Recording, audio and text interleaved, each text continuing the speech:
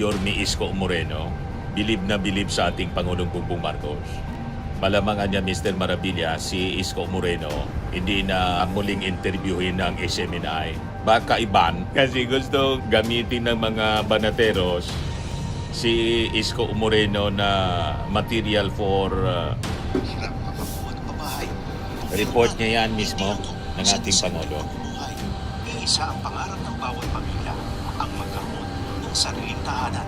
Ang mga pangarap nyo, ang pangarap din.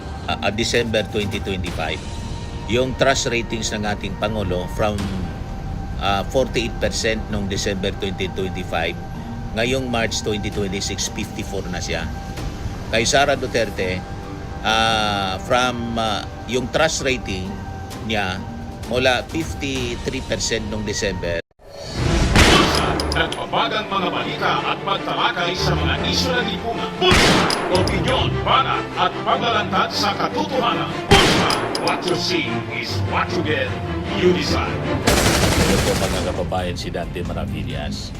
So i-update ko po kayo mga kababayan sa pabahay program ng ating Pangulong Bongbong Marcos. Lalo na naman yan, Mr. Maravillas, Manggalaiti, yung mga DDS. Bala sila, kahit nga po si Yorme Isko Moreno, bilib na bilib sa ating Pangulong Bongbong Marcos. Malamangan niya, Mr. Maravilla, si Isko Moreno hindi na muling interviewin ng SMNI. Baka iban kasi gusto gamitin ng mga banateros si Isko Moreno na material for black propaganda nila laban sa ating Pangulong Bongbong Marcos. Ang nangyari po, baliktad. Itodo po rin si Yorme kay President Bongbong Marcos kasi binuhusan po ng mga programa at saka ayuda yung Manila. Di ba? Sunod-sunod yung mga programa na nilunsad ng ating Pangulo sa Manila mismo. Kaya siyempre, tuwang-tuwa si Yorme. Kinalimutan na ni Yorme, mga kababayan, yung politika. So tama lang yun. Kasi yung politika po, dapat sa panahon lang ng eleksyon. After na matapos yung eleksyon, tutok na dapat sa trabaho, sa serbisyo sa ating mga mamamayang Pilipino. At dapat mong irespeto kung sino yung pinili sa pagkapangulo at sa mga lokal na posisyon. Di ba? Ganon ang ating Pangulong Bongbong Marcos. Wala siya kinukulayan ng mga politiko. Kita ninyo sa Naga City. Tulad ni Yorme, kumandidato si Leni for President. Talo. Ganon din si Yorme, talo. Pero nakikipagtulungan sa ating Pangulong Bongbong Marcos. Yan ang tunay na leader. Si Baricuatro, DDS, Governor ng Cebu. Pero nang pumunta yung ating Pangulong Bongbong Marcos, inasikaso ni Baricuatro kasi presidente yan na nag-implement ng mga projects. Yung mga Duterte po, masyado puro politika ang nasa ulo. Di ba? Malayo pa yung eleksyon.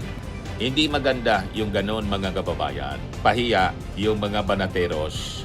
Buti nga sa inyo. O ngayon, ito mga kababayan, yung programa sa 4PH ng ating Pangulong Bongbong Marcos na ito man talaga po yung pangarap ng ating Pangulo para sa mga mamamayang Pilipino, lalo na sa mga mahihirap. Nawala na po na mga mahihirap sa ating bansa ang walang tahanan. So ito po, mga kababayan. Sa loob ng maraming taon, libo-libong pamilyang Pilipino ang walang maayos na tirahan. Hirap makakuha ng pabahay. Report niya yan mismo ng ating Pangulo. Isa ang pangarap ng bawat pamilya, ang magkaroon ng sariling tahanan. Ang mga pangarap nyo, ang pangarap din ng Pangulo. Correct. Kaya agad inilunsad ni Pangulong Ferdinand Marcos Jr. ang pambansang pabahay para sa Pilipino program o 4PH. Hindi lang para magtayo ng mga bahay, kundi para ibalik ang pag-asa at dignidad ng bawat pamilyang Pilipino. Noong nakaraang linggo, dinedikan ng Pangulo ang ilan sa mga housing projects sa Pampanga para tiyakin na ang bawat pamilya Binisita niya. ay tunay na pagkakataong magkaroon ng sariling tirahan at ang bawat tahanan ligtas at Pwede ba? Ang ganda ng mga pabahay to. Makita mo na mas maginhawa at mas maganda ang buhay ng ating mga kababayan. Dagdag pa ni Secretary Jose Ramon Aliling, Galing, mga kondo po. Human Settlements and Urban Development. Ngayon, lahat po ng modalities. Sa Maynila, may nandiyan po yung ganun din. horizontal, house and lot. Ang dignidad ng pamilya ay, lalo na ang Pilipinong pamilya ay pag nagkaroon siya ng sarili niyang bahay. Kwento Correct. ng mga residente, dahil sa mababang interes sa pabahay, naging mas abot kaya ito para sa kanila. Ibinabakas ng gobyerno sa 1 to 3% ang subsidized interest rate para sa mga kwalipikadong benepisyaryo ng socialized housing project, alinsunod pa rin sa utos ng Pangulo. Yung mga kulang na bahay ay gagawa natin ng paraan upang lahat Yan ang leader po. ng pabahay ay gagawin natin. Sa buong bansa, tuloy-tuloy ang trabaho. Isa-isang inaayos sa mga bagay na magpapagaan sa buhay ng mga Pilipino. Kasama Never yan na nagawa ni Ligo. Sariling tirahan na hindi lang pangarap, kundi tahanang nabubuksan para sa bawat Pilipino. Sa loob ng maraming taon, Yan ang rason mga kababayan kung bakit tumaas yung trust ratings pati yung performance ratings ng ating Pangulong Bongbong Marcos. At si Sara bumulusok na po. Dire-diretso na yan mga kababayan yung pagbulusok. Nag-spaghetting pataas yung ating Pangulo. Si Sara nag-spaghetting pababa. Spaghetting pataas, spaghetting pababa. Mangiyak-iyak na naman na Mr. Maravillas, yung mga DDS niya. Yan, Octa Research. Spaghetting pataas yung ating Pangulong Bongbong Marcos. Di ba? So, ibigay ko sa inyo ito. Balita, mga kababayan. Trust ratings ni Pangulong Marcos umakyat sa 54%. Mas marami na ngayon ang Pilipinong nagpapakita ng kumpiyansa kay President Ferdinand Marcos Jr. ayon sa pinakahuling Octa Research tugon ng Masa Survey. You see, batay sa survey, umakyat sa 54% ang trust rating ng ating Pangulong Bongbong mula sa 48%. So, 6%, 6 na bahagdan mga kababayan yung itinalon ng trust ratings ng ating Pangulong Bongbong Marcos. Mula sa 48% noong huling bahagi ng 2025. Indikasyon ng pagbuti ng pananaw ng publiko sa kanyang pamumuno. Pinakang malakas ang suporta sa Luzon na may 59%, habang nasa 45% naman sa Mindanao. Ngunit nananatiling lampas sa kalahati ang performance ratings ng ating Pangulo sa lahat ng pangunahing rehiyon sa buong bansa. So ayon mga kababayan, sa ulat ng Octa, across major areas, President Marcos Jr.'s performance ratings reached majority levels in all regions. Mga kababayan, ayan trust ratings pataas siya 54%. Ang performance ratings mga kababayan 55% mula sa 51% noong December 2025. Yung trust ratings ng ating Pangulo from 48% noong December 2025, ngayong March 2026 54 na siya. Kay Sara Duterte, yung trust rating niya mula 53% noong December, tumaas din siya sa 55% ngayong March, pero bagsak yung performance ratings niya mula 54% noong December 2025, 50% na lang, bumagsak ng 4% ngayong March 2026. So itong performance ratings nga po at trust ratings ni Sara Duterte, questionable pa to. Kasi unang-una, mga kababayan, baka yung trust ratings niya ganon kasi baka mga kababayan, yung mga natanong, mga DDS, mga taga Davao siguro yung sinurvey. Kung hindi taga Davao, baka yung na-survey po, mga taga-impyerno. Yan ka na naman niya, Mr. Marabi. Yung performance ratings, lalo na pong questionable kasi hindi man po nagtatrabaho si Sara. Ang trabaho ni Sara, manira. Baka yun ang tanong. Gayon pa man, yung kanyang performance sa paninira, mga kababayan, bagsak. Kurado niya, Mr. Maravillas, itong pagbagsak ng trust ratings ni Sara at saka performance ratings ni Sara, hindi matatanggap ng mga DDS. Siyempre, pero ito yung sinasabi natin, mga kababayan. Lalo pat si Sara, consistent sa kanyang pag-iwas, mga kababayan, sa issue ng confidential funds.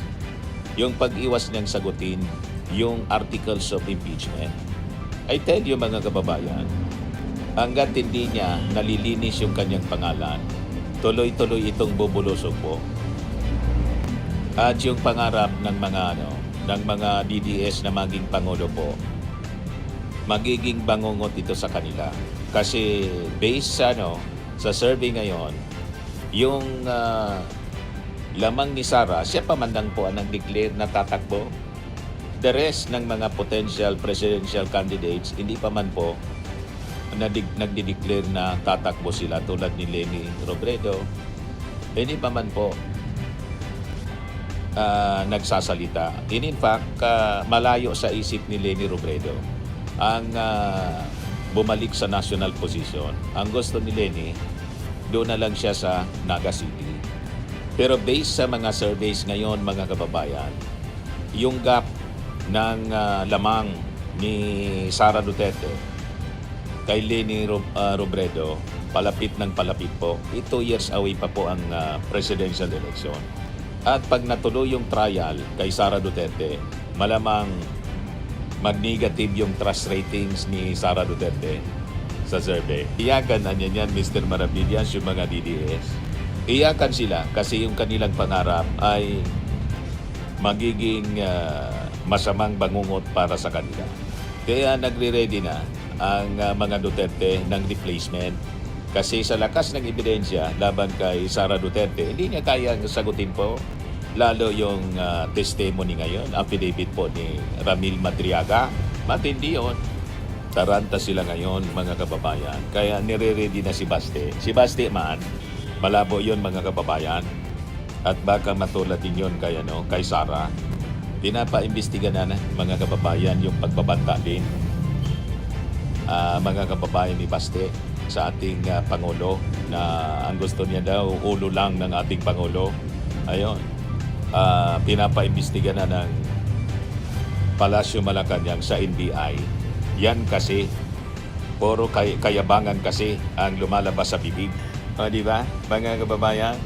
So, yan man lang yung ating short video ngayon. Ako po si Dante Maravillas. Bye-bye po. God bless. Swimming and lifting cream, pinapahid po sa mga pulses in affected area. Mainam po sa paninigas ng mga kasukasuan. Ito naman po, Automax Radiant Serum. Sa mukha naman yung application. Anti-aging po siya. You will look 10 years younger than your age. Sa mga cancer patients naman po, baka lang gusto ninyo itong itry. Neng siya red mixed fruit drink. Hindi mo po siya gamot, food supplement siya. Kaya lang, gawa siya, mga kababayan, sa goji berry. Yung goji berry may anti-cancer properties. O ngayon, yung mga inquiries ninyo, dumiritso na lang kayo sa aming messenger sa Facebook para masagot namin agad. Ayos pa? Ayos na ayos niya, Mr. Maravilla. Sa mga naghanap po ng malinis and spacious fitness gym, pumunta lang po kayo sa aming Colossal Fitness Gym.